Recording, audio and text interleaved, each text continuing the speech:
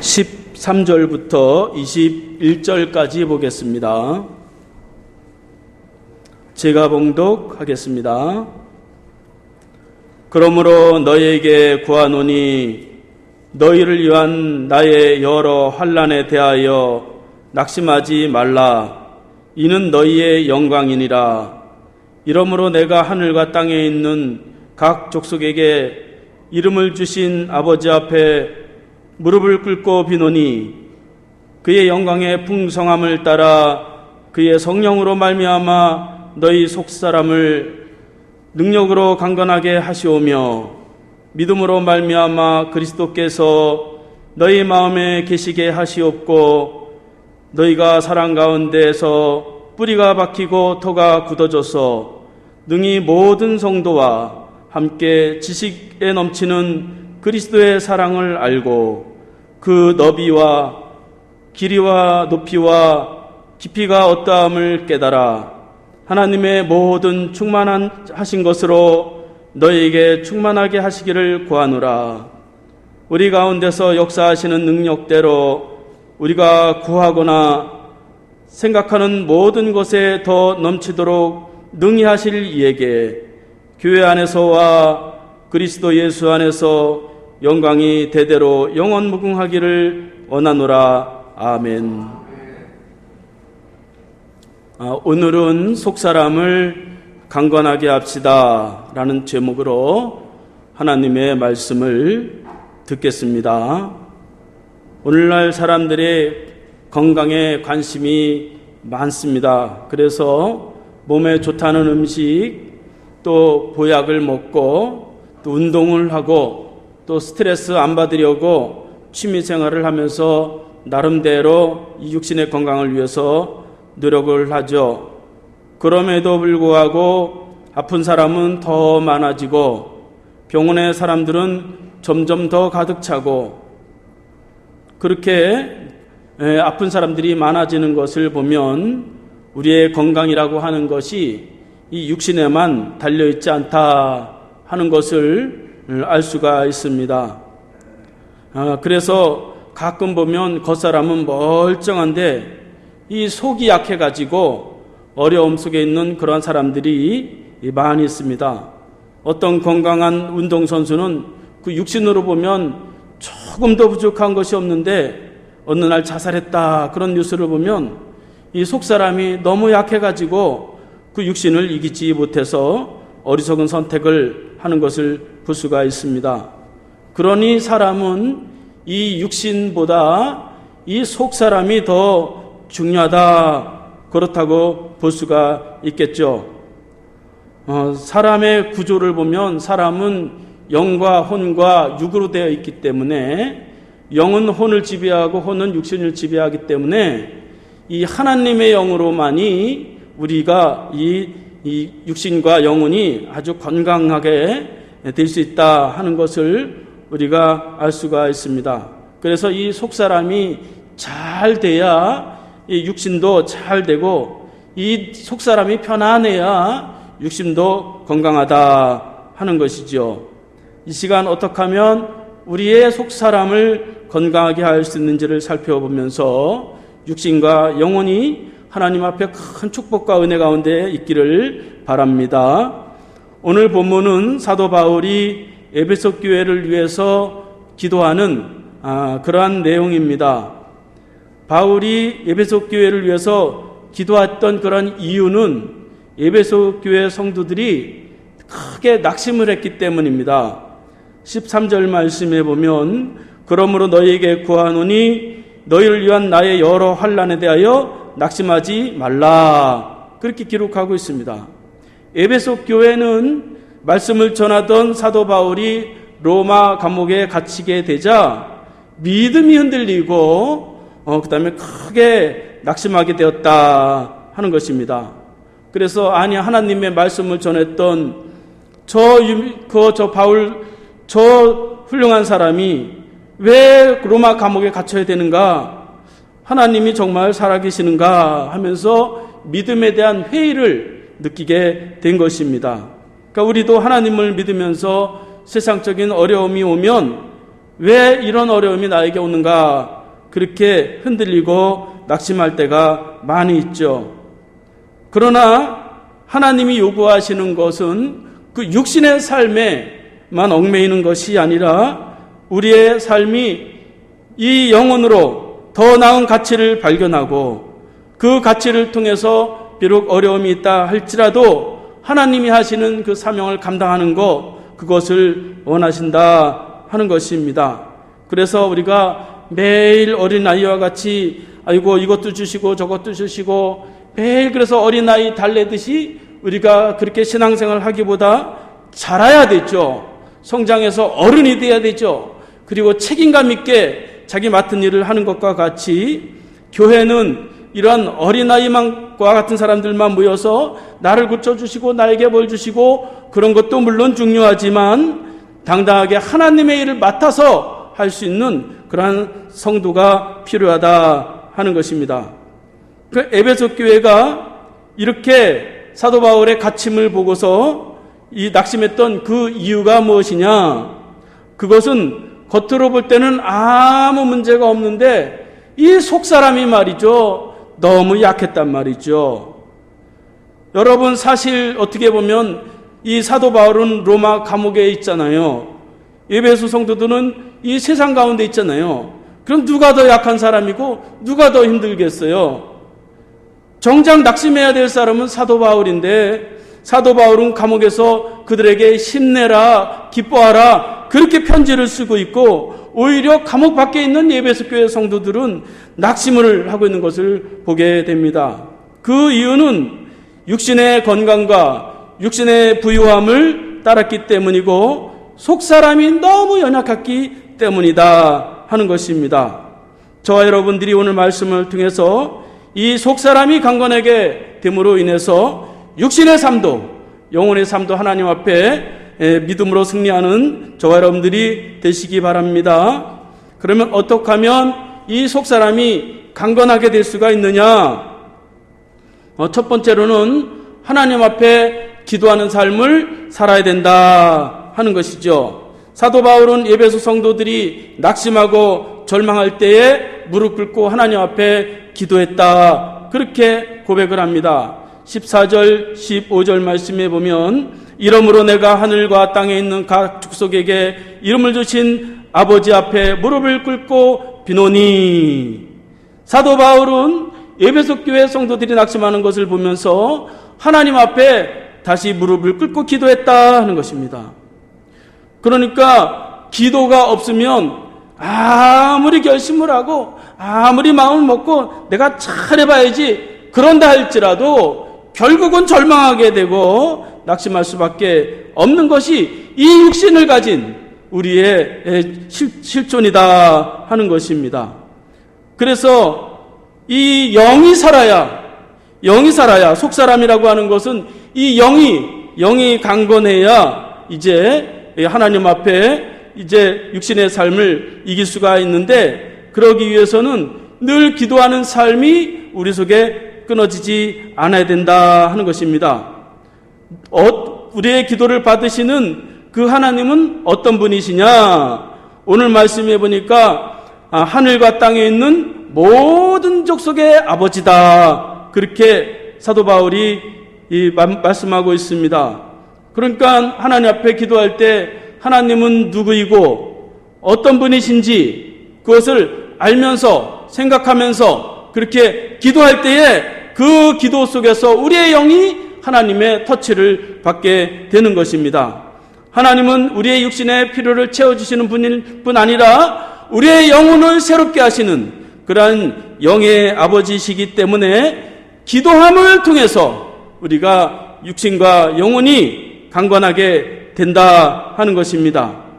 두 번째로 성령의 은혜를 구함으로 인해서 강건해진다 하는 것입니다. 16절 말씀에 보면 그의 영광의 풍성함을 따라 그의 성령으로 말미암아 너희 속사람을 능력으로 강건하게 하시오며. 사도 바울은 어떻게 하면 이 속사람이 강건해지냐? 그것은 성령으로 말미암는다는 것이에요. 사람은 이 60뿐 아니라 하나님이 창세기 2장에 보면 창조하실 때에 흙으로 사람을 만드시고 그 코에 생명을 불어넣으심으로 실존이 되게 하셨단 말이죠. 어떤 게 더 중요한 삶이냐? 우리의 이 속사람, 이 생명이 살아야 우리의 삶이 사는 것입니다. 그래서 이 보이는 이 겉사람은 말이죠. 아프면은 고통스럽고 슬프면 울고 어려우면 불평하고 뭐 그럴 수밖에 없는 게 이 육신이란 말이죠. 이 육신은 우리가 마음대로 할 수가 없는 것입니다. 또 이 육신은 말이죠. 시간이 지나면 늙고 병들고 결국은 죽게 되잖아요. 그러나 생명, 하나님의 영은 그렇지 않단 말이죠. 그래서 사람의 실존은 바로 이 성령으로만이 우리가 이제 속사람이나 육이 건강하게 된다 하는 것입니다. 성령으로 이제 말미암아 강건하게 된다는 것은 어떻게 하는 거냐? 그것은 오늘 말씀해 보면 하나님의 영광의 풍성함을 바라봐야 된다. 그렇게 말씀하고 있습니다. 사도 바울은 오늘 본문에 보니까 하나님의 영광의 풍성함을 따라 성령으로 말미암는다. 그렇게 말씀하고 있습니다. 그러니까 성령님을 통해서 하나님의 영광스러운 모습을 딱 볼 때 비로소 이 육신은 능히 이길 수 있는 힘이 되는 것입니다. 그러니까 하나님의 영광이 얼마나 풍성한지 그것을 알아야 되는데 그것은 성령님이 깨닫게 해주셔야지만이 하나님의 영광을 보는 눈이 열리고 눈이 밝아져서 새롭게 된다 하는 것이지요. 그래서 사도 바울은 감옥이라고 하는 그런 틀 안에 갇혀 있지만 그가 보는 세상은 에베소 교회 감옥 밖에 있는 에베소 교회 사람들이 보는 것보다 더 넓고 더 영광스러운 것을 보면서 그렇게 이제 에베소 교회 성도들에게 도움을 주는 것을 볼 수가 있습니다. 그래서 하나님의 영광을 보면서 하나님의 영광이 이렇구나 하면서 그 영광을 보고 따라갈 때에 그러니까 말이죠. 사람은 더 좋은 거를 봐야 힘이 나는 거예요. 이 육신이 말이죠. 너무너무 힘든데 하나님의 영광이 너무너무 크고 위대한 것을 탁 보는 순간 이 육신은 능히 이길 수 있는 그러한 힘이 우리에게 있게 된다 하는 것입니다. 그래서 성경에 보면 하나님의 영광을 본 사람들은 정말 별것 아닌 사람이 그렇게 위대한 일들을 하는 것을 볼 수가 있습니다. 이사야는 하나님의 옷자락만 받는데도 불구하고 하나님 나를 보내주시고 나를 써주소서 그렇게 고백하는 것을 볼 수가 있어요. 기도는 자기 생명이 무서워서 포도주 틀 안에서 그렇게 숨었다가 하나님의 영광을 보고 큰 용서가 되는 것을 볼 수가 있습니다. 그러니까 보는 게 중요하단 말이죠. 무엇을 보느냐? 하나님의 영광을 볼 때에 비교할 수 없는 그러한 일들을 우리가 감당하게 되고 이 속사람이 날마다 하루하루 새로워진다 하는 것입니다. 세 번째로는 속사람이 강건해지기 위해서는 믿음으로만 강건해진다 하는 것이에요.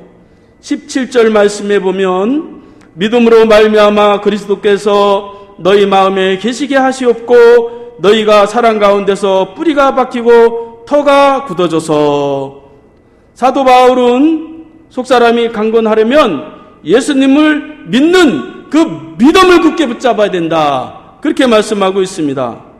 예수님에 대한 그 무엇을 믿어야 되느냐? 오늘 말씀해 보니까 사도 바울은 두 가지를 믿어야 된다. 그래야 속사람이 강건해진다. 그렇게 말씀하고 있는데 첫 번째로는 예수님이 너희 마음에 계신 것을 믿으라. 그렇게 말씀하고 있습니다. 에베소 교회 성도들이 그 사도 바울의 가침을 보고서 이제 그렇게 막 흔들리고 낙심하는 것은 그 마음속에 예수님이 자리를 잡고 있지 않았기 때문이에요. 그래서 사도 바울은 무릎을 꿇고 기도하기를 하나님 에베소 교회 성도들의 마음에 예수님이 자리 잡게 해주세요. 그렇게 기도했다는 것입니다. 그러니까 마음속에 예수 그리스도께서 내주하심을 우리가 확신하고 붙들고 살아갈 때에 우리는 이 속사람이 일마다 교제하면서 새로워진다 하는 것입니다. 그러니까 예수 그리스도의 온갖 잡다한 게 말이죠, 마음속에 자리를 잡고 있으면 생각도 복잡하고 일도 복잡하고 정리가 안 되는 것입니다. 삶의 주인을 예수로 탁 모시면 아주 단순해요. 아주 단순해요. 예, 하나님 앞에 축복도 아주 단순한 것입니다. 그 예수 그리스도를 삶의 주인으로 확 모시기 전에는 늘 방황하는 것입니다. 물질 때문에, 자식 때문에 고생하면서 말이죠, 늘 방황하면서. 왜냐하면 그 마음속에 예수님이 자리를 잡지 않고 다른 것이 자리를 잡고 있으니까 채울 수가 없는 거예요.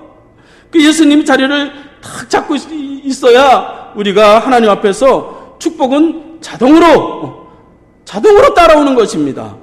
그래서 우리는 예수 그리스도는 우리에게 한번 오시면은 절대로 떠나지 않아요.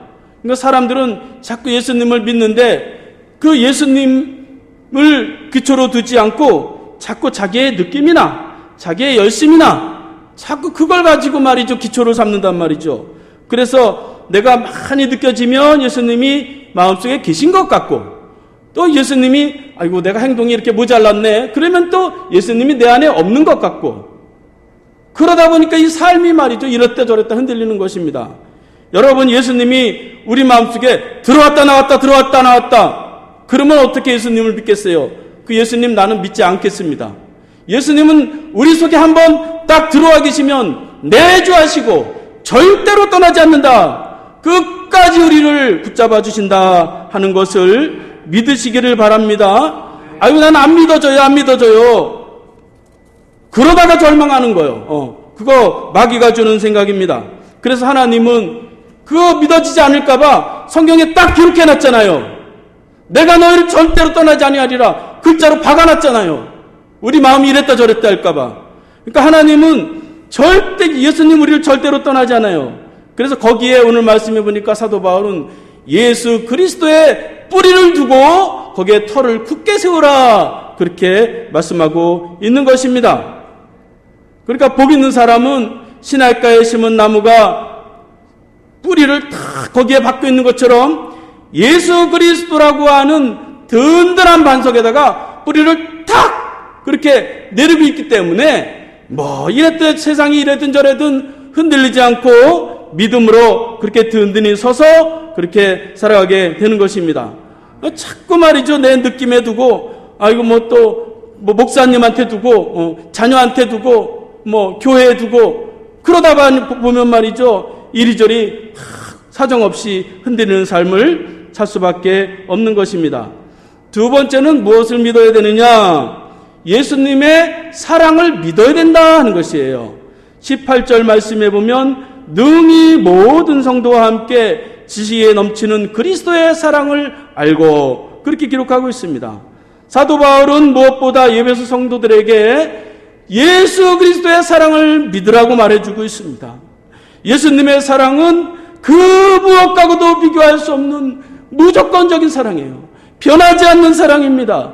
이 죄인을 위해서, 이 허물 많은 자를 위해서 십자가에 죽으시고 축복하시고 하나님 앞에 쓰임받게 하시고 저 천국도 약속해 주시는 그 예수님이, 그 큰 사랑은 우리의 조건과 상관이 없어요. 내가 똑바로 살았더니 하나님 앞에 큰 사랑을 받았고, 아이고 내가 행동이 조금 부족했더니 그 사랑이 휙 떠나고, 그렇지 않다는 말이죠.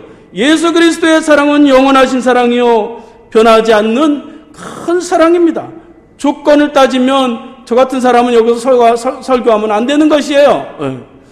인간의 조건에 있지 않고 예수님의 사랑 때문에 우리가 구원을 받고 하나님 앞에 축복과 쓰임을 받는다 하는 것입니다. 그것이 이 몸으로 탁 체험이 돼야 된단 말이죠. 어떻게 하면 체험이 되겠어요? 두 가지를 해야 체험이 되는데, 사도 바울은 오늘 말씀 보니까 첫 번째로 지식에 넘치는 지식을 가지고 그 사랑을 알아야 된다 그렇게 말씀하고 있어요. 그래서 18절 말씀에 보면 넘치는 지식으로 그리스도의 사랑을 알고 그렇게 말씀하고 있습니다. 그러니까 넘치는 지식이라고 하는 것은 내가 가진 지식, 그 초월하는 그 지식, 그걸 알아야 하나님의 사랑이 체험한다는 거예요. 자기 지식의 한계를 넘어야 그 초월적인 하나님의 지식이 우리에게 체험이 된다 하는 것이에요. 사실 그렇잖아요. 우리가 믿는 이 성경이 아무리 인간적으로 생각해 보면 정말 이성적으로 이게 맞습니까? 하나님이 말씀 한마디로 천지를 창조했다고 그러는데 아무리 생각해 보면 그게 이성적으로 이해가 됩니까? 2000년 전에 처녀가 아기를 낳는데, 예수라는 그런 아기를 낳는데 그분이 십자가를 위해서 죽으시고 부활했는데 그분이 나를 축복해 주시고 나를 구원해 주시고 나를 천국으로 인도한대요. 봤습니까? 인간적으로는 이게 이해가 안 되는 것이에요. 그래서 인간이 가지고 있는 그 지식, 그러니까 넘치는 그 초월하는 그 지식, 초월적인 부분에서 예수님의 사랑을 이 몸으로 탁 체험하게 된다 하는 것입니다. 그러니까 자기 지식의 한계를 자꾸 넘어서려고 해야 돼요.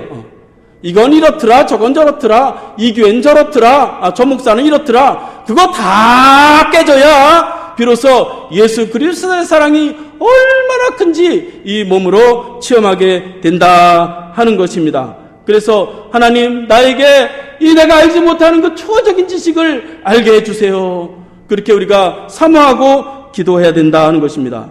두 번째로 어떻게 하면 그 사랑을 우리가 이 몸으로 체험할 수 있느냐? 그 지식을 깨달아야 된다 하는 것이에요.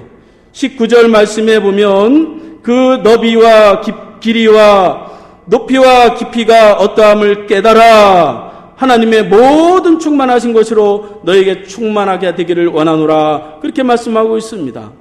사도 바울은 그 예수 그리스도의 사랑에 너비와 길이와 높이와 깊이가 얼마나 큰지를 깨달아야 된다는 것입니다.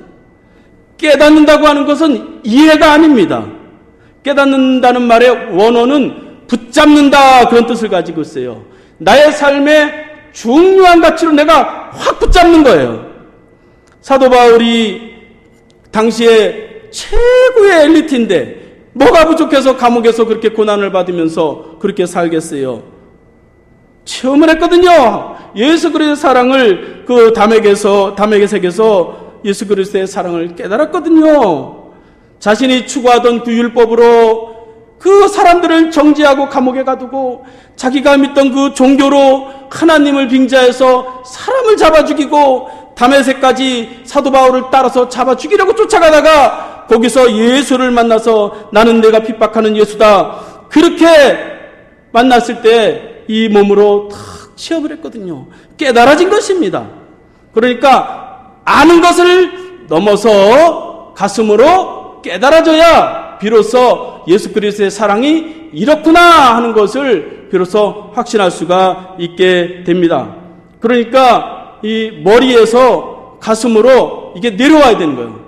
그러니까 이 세상에서 가장 먼 거리가 이 머리에서 가슴이라는 것입니다. 머리로는 아는데 이 가슴으로 깨달아지지가 않는 거예요. 여러분, 어머니의 사랑을 머리로는 아는데 가슴으로 깨달아지지 않는 자식이 맨날 잔소리해도 그게 고쳐지지 않아요. 그거는 고쳐지는 방법은 이 머리에 있던 것이 가슴으로 다 깨달아지고, 그렇구나, 그걸 깨달아질 때 비로소 어머니가 한 말씀 안 해도 그 어머니에게 잘하게 되는 거죠. 그러니까 어떤 사람은 그게 10년이 걸리고, 어떤 사람은 50년이 걸리고, 어떤 사람은 죽어서야 어머니의 사랑이 이렇구나 하는 것을 이 가슴으로 깨닫게 되잖아요.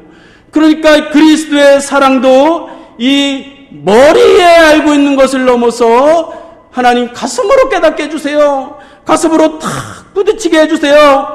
그럴 때에 그 사랑이 이 몸으로 탁 체험하게 되는 것입니다.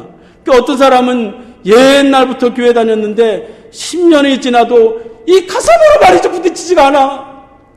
머리로는 알고 있는데 50년이 되고 돌아가실 때가 다 됐는데도 이 가슴으로 깨달아지지가 않아서 얼마나 삶이 어렵게 살아가는지 몰라요.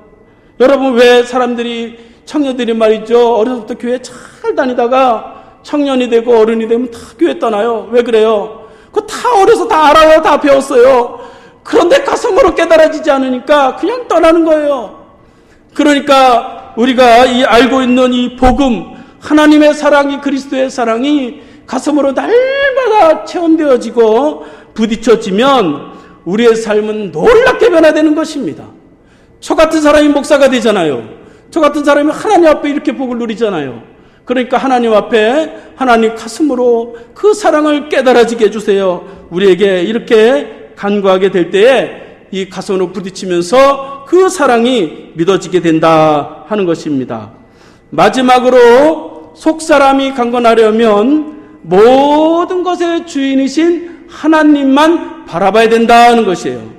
19절 말씀에 보면 하나님의 모든 충만하신 것으로 너에게 충만하게 하시기를 구하노라. 우리 가운데서 역사하시는 능력대로 우리가 구하거나 생각하는 모든 것에 더 넘치도록 능히 하실 이에게, 그렇게 사도 바울은 말하고 있습니다. 사도 바울은 하나님은 모든 것에 충만하시다. 그래서 그 충만하심이 예배소 교회 성도들에게도 충만하게 되기를 원한다. 그렇게 기도했다는 것이에요. 충만하다는 것은 가득 찼다는 거예요. 부족한 게 없다는 것입니다. 하나님 이 세상을 말씀 한마디로, 이 세상 지구를 말씀 한마디로 만드셨는데 무엇이 부족하겠어요? 모든 것을 가졌어요. 그러니까 우리에게 필요한 것을 다, 모든 것을 줄 수가 있습니다. 여러분, 1억을 가진 사람이 주는 것과 100억을 가진 사람이 주는 것과는 차원이 다른 것이죠. 하나님은 이 땅에 모든 것을 주관하시고 모든 것을 가지고 계신 분이십니다. 충만하십니다. 그런데 그 충만하심으로 우리에게 주세요. 어떻게 주시느냐? 이 몸뚱이에 주지 않고 속사람에게 준다는 것이에요.